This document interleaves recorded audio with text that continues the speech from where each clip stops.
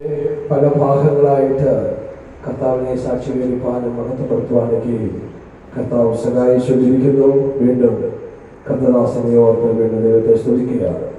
ഇവിടെയായിരിക്കുന്ന എല്ലാ കുഞ്ഞുങ്ങൾക്കും സഹോദരി സഹോദരന്മാർക്കും വേഗം യേശു ക്രിസ്തുവിന്റെ നിസ്തുല നാമത്തിൽ എൻ്റെ സ്നേഹവന്ദനം അറിയിക്കുകയാണ്. എൻ്റെ പേര് വിനോദ് മാത്യു എന്നാണ്. എൻ്റെ സ്വദേശം ഇളമ്പലാണ്.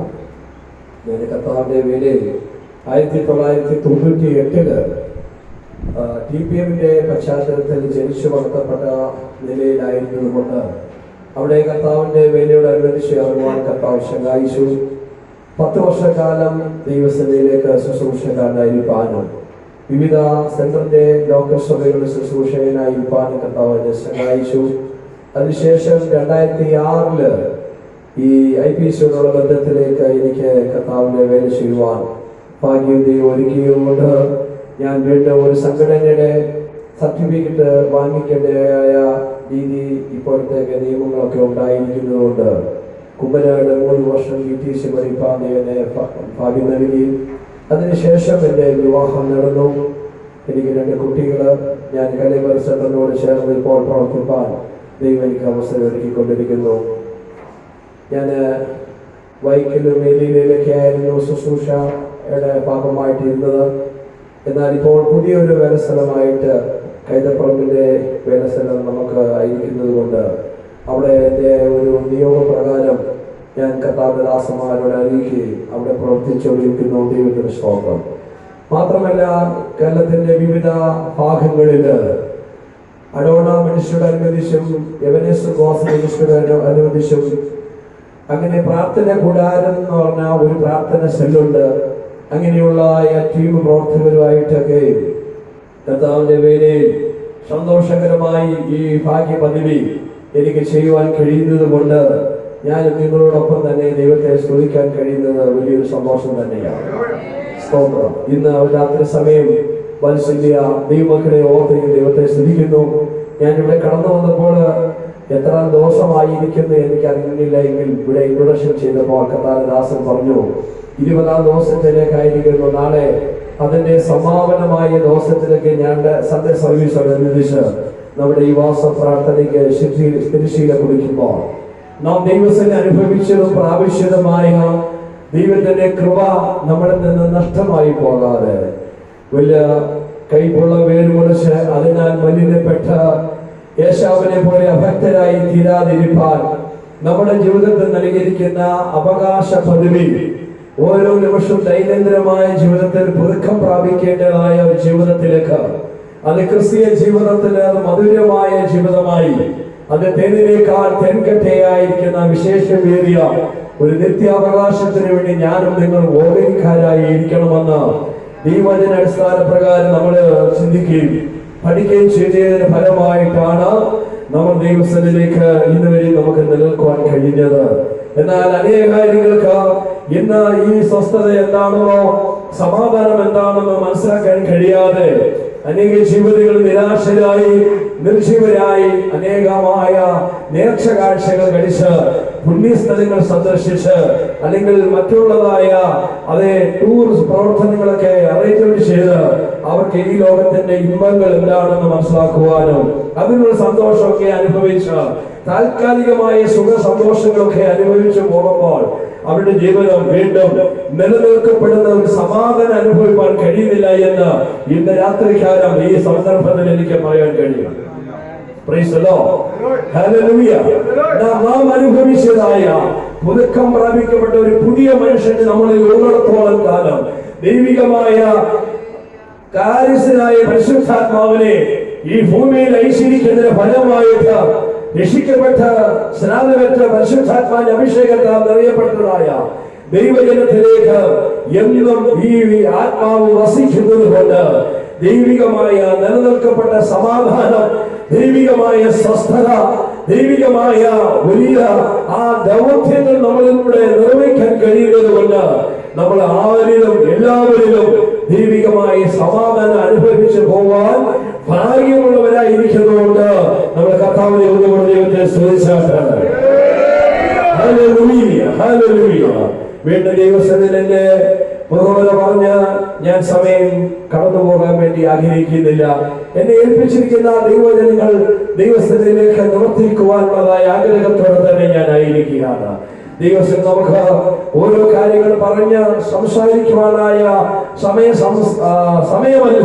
എന്നാൽ ദൈവത്തിന്റെ അടിസ്ഥാന പ്രകാരം ചിന്തിക്കേണ്ടത് എന്താണ്, പ്രാപിക്കേണ്ടത് എന്താണ്, ഗ്രഹിക്കേണ്ടത് എന്താണ്, അത് അനുഭവിക്കുവാനുള്ളതായ ദൈനംദിനമായ ജീവിതത്തിലേക്ക് മുന്നോട്ട് പോകുവാനുള്ളതായ ആലോചനയായി നമ്മുടെ ജീവിതത്തിൽ നമ്മൾ പ്രാപിക്കേണ്ടതായ നിത്യതയ്ക്ക് വേണ്ടി നമ്മൾ ഓരോരുത്തരും അവകാശമായി തീരുവാൻ ദൈവത്തിന്റെ കഥാവ് ആഗ്രഹിക്കുന്ന രീതിയിൽ നമുക്ക് വളർച്ച പ്രാപിപ്പാൻ കഴിഞ്ഞിട്ടുണ്ടോ എന്ന് ഈ രാത്രി യാമത്തിൽ ഈ കൂട്ടായ്മയുടെ ബന്ധത്തിൽ ദൈവമായിട്ടുള്ള സഖ്യത്തിൽ ദൈവമായിട്ടുള്ള കൂട്ടായ്മയിൽ ദൈവമായിട്ടുള്ള ഒരു ബന്ധത്തിൽ നമുക്ക് ആയിത്തീരുവാൻ കഴിയുമെങ്കിൽ ഇന്ന് രാത്രിക്കാലം നമ്മൾ പ്രാപിച്ചതൊരിക്കലും വെറുവായി തീരുവാനല്ല, അത്യുന്നതനായ ദൈവത്തിന്റെ സന്നിധാനത്തിൽ ചെന്ന് ചേരുവാനുള്ളതായ ഒരു പരിപൂർണതയായി തീരുവാൻ ദൈവത്തിന്റെ കഥാവ് ഒരുക്കുന്ന നിത്യവാസ സ്ഥലത്തിന് വേണ്ടി ഞാനും നിങ്ങളുമായി തീരുവാൻ കഥാവ് നമ്മെക്കുറിച്ച് ആഗ്രഹിക്കുമ്പോൾ നമ്മൾ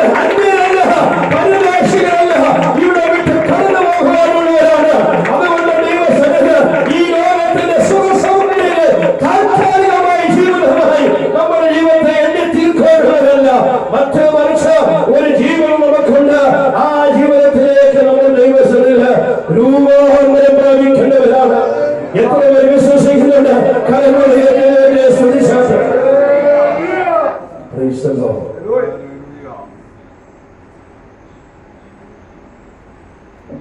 നിഗളിതമായ ഈ സന്തോഷ സമയത്ത് നമ്മുടെ ദൈവത്തെ ശ്രമിച്ച് ഉറപ്പുപ്പെടുത്തിക്കൊണ്ടിരിക്കാൻ കർത്താവ് സഹായിച്ചുകൊണ്ടിരിക്കുന്നു.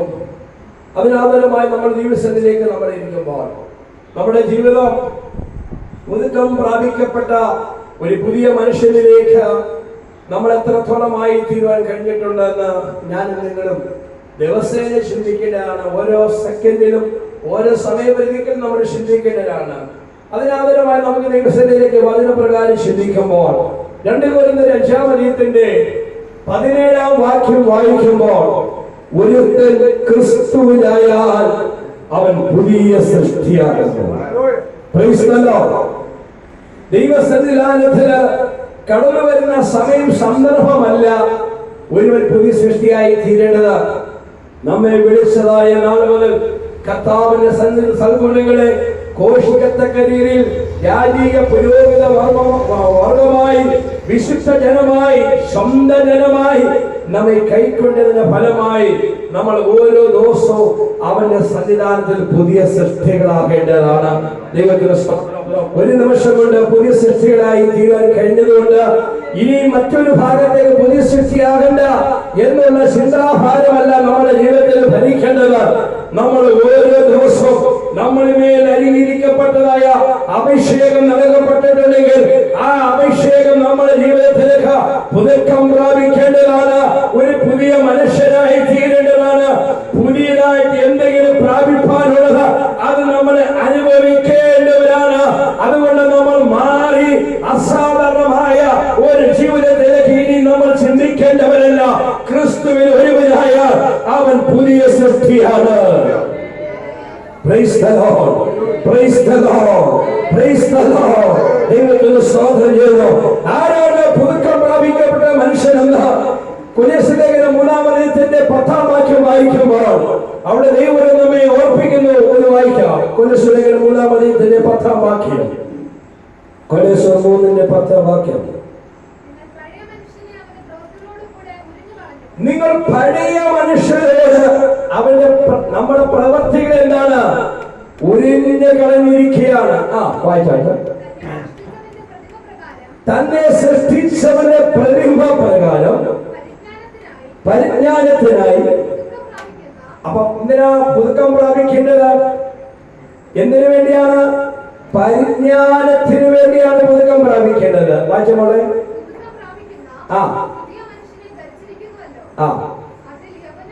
യവനും യഹൂദനുമില്ല, പരിച്ഛേദനയും അവിടെ ജാതി മത വ്യത്യാസമില്ല, ഭാഷ വ്യത്യാസമില്ല. ആരാണ് ഏതാണ് എന്നുള്ള ഒരു ചിന്താഗതിയല്ല. ഒരുവൻ ക്രിസ്തുവിലായാൽ അവൻ പുതിയ സൃഷ്ടിയാണ്. Price the Lord. ഹല്ലേലൂയ. സ്തോത്രം. അവൻ ദൈവത്തിന് പുതുക്കം പ്രാപിക്കേണ്ടത് എന്തിനാണെന്ന് ഇവിടെ വചനം നമ്മെ തെളിയിച്ചു. നമ്മൾ പരിജ്ഞാനമുള്ളവരായി തീരണം. ലോകത്തിന്റെ കാലഗതി അനുസരിച്ച് ഞാനും നിങ്ങളും ഒരു സമയത്ത് നടന്നതായ സമയമുണ്ടായിരുന്നു. അപ്പോൾ നമ്മൾ അജ്ഞാനികളായിരുന്നു. ഈ ജ്ഞാനം എന്താണെന്നോ, ഈ ഉപദേശം എന്താണെന്നോ, ഈ ശ്രേഷ്ഠമായ ജീവിതം എന്താണെന്നോ നമുക്ക് മനസ്സിലാക്കാൻ കഴിയാത്ത കാലയളവിൽ നമ്മൾ ഒരു കാലത്ത് അരിഷ്ട മനുഷ്യരെ പോലെ ജീവിച്ചവരായിരുന്നു. അവിടെ നിന്ന് ദൈവമേ ഒരു പടിയായി ഉയർത്തി ഈ മഹിമേറിയ ശ്രേഷ്ഠമേറിയ ജീവിതത്തിലേക്ക് കൊണ്ടുവന്നപ്പോൾ നമ്മൾ ക്രിസ്തുവിനായി തീർന്നതുകൊണ്ട് നമ്മൾ പുതിയ സൃഷ്ടിയായി തീരുവാനിടയായി തീർന്നു. എത്ര പേര് വിശ്വസിക്കുന്നുണ്ട്? സ്തോത്രം. ഹല്ലേലൂയ. എല്ലാവരും സന്തോഷത്തോടെ ദൈവസന്നിധിയിലായിരിക്കണമെന്ന് ഞാൻ ദൈവസന്നിധി വീണ്ടും ഓർപ്പിക്കുകയാണ്.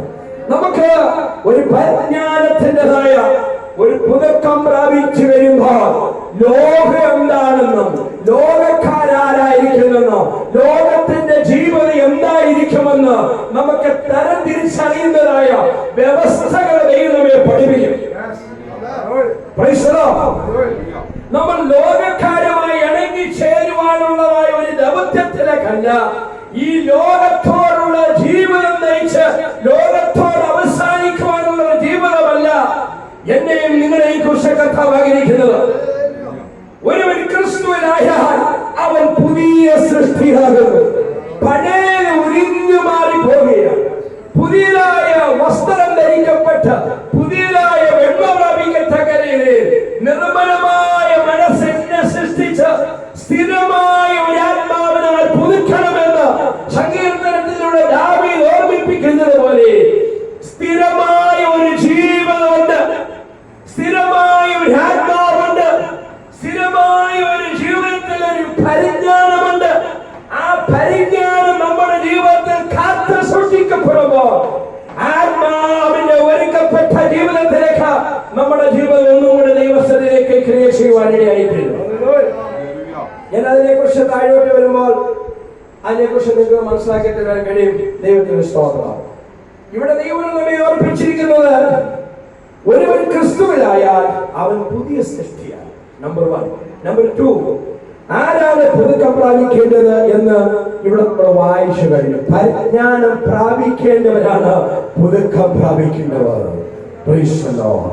അതിനനുസരിച്ചുള്ള ജീവിതത്തിലേക്ക് ദൈനംദിനമായുള്ള അറിവ് ദൈവത്തിൽ നിന്ന് നമ്മൾ പ്രാപിക്കുന്നവരായി കാണപ്പെടണം. മാനുഷികമായ ബാഹ്യമായ പ്രകടനമായ ജ്ഞാനത്തിലൊന്നും ഈ ലോകത്തെ നമുക്ക് ജയിക്കാൻ കഴിയില്ല. പിശാചിനെ ജയിക്കാൻ, പിശാചിന്റെ തന്ത്രങ്ങളോട് എതിർത്ത് നിൽക്കുവാൻ നീതിയുടെ സർവായുധവർഗം ധരിക്കപ്പെട്ടതായ പരിജ്ഞാനത്താൽ വിവേകം പ്രാപിച്ചവരായിരിക്കും. സ്തോത്രം. അതുകൊണ്ട് ഈ പുതിയ മനുഷ്യൻ ആരായിരിക്കണമെന്ന് റോമാലേഖനം 7-ാം അധ്യായത്തിന്റെ 6-ാം വാക്യം വായിക്കുമ്പോൾ ദൈവം നമ്മെ ഓർപ്പിക്കുന്നത് കർത്താവിനെ സേവിക്കുന്ന മനുഷ്യനായിരിക്കണം. വെറും ഒരു അറിവല്ല, വെറും ഒരു ജ്ഞാനമല്ല, വെറും ഒരു ദൗത്യം മാത്രം കൊണ്ട് നിവർത്തിച്ച് ഇവിടെ കൊണ്ട് വിട പറയുന്നതല്ല ക്രിസ്ത്യ ജീവിതം. കർത്താവിനെ സേവിക്കുവാൻ കഴിയുന്ന, കർത്താവിനെ ആരാധിക്കാൻ കഴിയുന്ന, കർത്താവിനെ പൂർണ്ണ മനസ്സോട്, പൂർണ്ണ ശക്തിയോട്, പൂർണ്ണ ആത്മാവോട് സേവിക്കുവാൻ കഴിയുന്ന മനുഷ്യനെയാണ് കർത്താവ് എന്ന് തിരിഞ്ഞുകൊണ്ടിരിക്കുന്നത്. Praise the Lord. Praise the Lord. ദൈവത്തിന് സ്തോത്രം. അങ്ങനെയുള്ള അനുഭവ ആചാരങ്ങളിലേക്ക് ദൈവം നമ്മെ കൊണ്ടുവന്നിരിക്കുമ്പോൾ നമ്മൾ ദൈവസ്ഥയിലേക്കുള്ള ബലം പ്രാപിക്കാൻ കഴിഞ്ഞു. ഇന്നേക്ക് നമുക്ക് 20-ാം ദിവസത്തിലേക്ക് നമുക്ക് പുതുക്കം പ്രാപിച്ചുകൊണ്ടിരിക്കുവാനുള്ളതായ ദിവസങ്ങളായി കൃപാവര പ്രാപ്തന്മാരായി തീരുവാൻ, കൃപകളെ ജ്വലിപ്പിക്കുന്നവരായി തീരുവാൻ, ആത്മീയ അഭിഷേകം എന്നിലും നിങ്ങളിലും ഉള്ളിലും വസിക്കത്തകയുള്ള ആത്മാവിനാൽ എഴുന്നേറ്റ് ശോഭിക്കപ്പെട്ട ആനന്ദമായ ഒരു സന്തോഷത്തിലേക്ക് നമ്മുടെ ജീവിതം ആയിരിക്കുവാൻ നമുക്ക് കഴിഞ്ഞിട്ടുണ്ടോ? ഇന്ന് രാത്രികാലം ഞാൻ ദൈവസഭയോട് ചോദിക്കുകയാണ്. നമ്മുടെ കർമാനുഷ്ഠാന പ്രകാരം ചെയ്തു പോകുന്ന ഒരു കർമ്മങ്ങളല്ല ഉപവാസം എന്ന് പറയുന്നത്. പ്രാർത്ഥനയാലും യാചനയാലും സ്തോത്രത്തോടെ ഉറ്റിരിക്കുന്നതാണ് ദൈവസന്നിധിയിൽ കർത്താവുമായിട്ടുള്ള ബന്ധം. അതാണ് ഉപവാസം എന്ന് പറയുവാൻ തക്കതായ രീതിയിൽ നമ്മുടെ ജീവിതത്തെ മാറ്റിയെടുക്കണം. ദൈവത്തിന് സ്തോത്രം. അങ്ങനെ ആയി തീരുമ്പോൾ മാത്രമേ ഒരു പുതിയ മനുഷ്യനായിരിക്കണമെന്ന് ദൈവം നമ്മെ കുറിച്ച് ആഗ്രഹിക്കുകയാണ്. ഇവിടെ ഞാൻ നിങ്ങളുടെ മുമ്പാകെ ചോദ്യചിഹ്നം എഴുതുകയാണ്. പുതിയ മനുഷ്യൻ ആരാണ്? ആർക്കെങ്കിലും പറയാൻ കഴിയുമോ? ആത്മാവിന്റെ പുതുക്കത്തിൽ കർത്താവിനെ സേവിക്കുന്ന മനുഷ്യനാണ്. എന്താണ് പുതിയ മനുഷ്യൻ? അങ്ങനെയുള്ളതായ ഒരു അനുഭവത്തിലേക്ക് എന്നെ നിങ്ങളെ കർത്താവ് കൊണ്ടുവന്നതിനാൽ ഞാൻ ദൈവത്തെ സ്തുതിക്കുകയാണ്. ഞാനിവിടെ കടന്നു വന്നപ്പോൾ 20 ദിവസത്തെ ഒരു അന്തരീക്ഷമാണോ എന്ന് ഞാൻ ചിന്തിച്ചു. ദൈവത്തിന് സ്തോത്രം. ഞാൻ വിചാരിച്ച് അല്പസമയം ലേറ്റായി പോയോ. ഞാൻ കഴിഞ്ഞ രാത്രി ഓൺലൈൻ പ്രയർ ആയിരുന്നു. ഇന്ന് രാവിലെ സെന്ററിന്റെ എഴുകോൺ ഗിൽഗാൽ IPC ചർച്ചിന്റെ നേതൃത്വം നടത്തപ്പെട്ട സ്വമേധയോടനുബന്ധിച്ച് ഞാനായിരുന്നു. ദൈവത്തിന് സ്തോത്രം. എൻ്റെ വീട്ടില് അല്പം ടൈൽസിലേക്ക് വർക്ക് ഇങ്ങനെ പണിക്കാർ ചെയ്തുകൊണ്ടിരിക്കുകയാണ്. ആ സമയ സന്ദർഭത്തിലേക്ക് ഞാൻ കർത്താവിനോട് പറഞ്ഞു, കർത്താവേ, നിന്റെ ഇഷ്ടം ഞാൻ ചെയ്യും, നീ എൻ്റെ കാര്യങ്ങൾ ചെയ്യണം. സ്തോത്രം. ഒരുപക്ഷെ എൻ്റെ വീടിന്റെ കാര്യങ്ങളൊക്കെ ചെയ്തുകൊണ്ടിരിക്കാൻ എനിക്ക് കഴിയുമായിരുന്നു. ആ കാര്യങ്ങളൊക്കെ എനിക്ക് നിയന്ത്രിക്കാൻ ചിലപ്പോൾ പറ്റുമായിരുന്നു. പക്ഷേ ഞാൻ നിയന്ത്രിക്കുന്നതിനേക്കാൾ, ഞാൻ ചെയ്യുന്നതിനേക്കാൾ, ഞാൻ കണ്ട് മനസ്സിലാക്കുന്നതിനേക്കാൾ ഉപരിയായി എൻ്റെ കർത്താവ് എന്നോട് കൂടെയുണ്ട്. അതുകൊണ്ട് കർത്താവിന്റെ ഇഷ്ടം ചെയ്യുന്നവനെ കർത്താവ് മാനിക്കും. നമ്മൾ അവനെ മാനിക്കുമ്പോൾ നമ്മെ കർത്താവ് മാനിക്കും. നമ്മൾ അവനെ ആദരിക്കുമ്പോൾ കർത്താവ് നമ്മെ ആദരിക്കും. നമുക്ക് ബഹുമാന സൂചനയില്ലാതെ പലപ്പോഴും പോകുമ്പോൾ നമ്മുടെ ജീവിതം നിരാശയുടെ അവസ്ഥയില് എന്താണ് അതിനുള്ളതായ പല വ്യസനങ്ങൾ കൊണ്ട് നമ്മുടെ ജീവിതം ദുഃഖമായി തീരുകയാണ്. പലപ്പോഴും നമ്മൾ ദൈവമായിട്ടുള്ള കണക്റ്റിംഗ് കൊടുക്കാൻ കഴിയുന്നില്ല. പ്രിയ ദൈവസഭയോട് ഞാൻ പറയാൻ കഴിയുന്നത്, പുതിയതായ ഒരു ജീവിതം നയിപ്പാൻ ദൈവം സന്നിധി കർത്താവ് വിളിച്ചു നിർദ്ദേശിച്ചില്ലേ? ഒരു പുതിയ മനുഷ്യരായി തീരുവാൻ, പുതുക്കം പ്രാപിക്കപ്പെട്ട ആത്മാവ് നമ്മുടെ മേൽ വരുവാനിടയായി തീർന്നല്ലേ?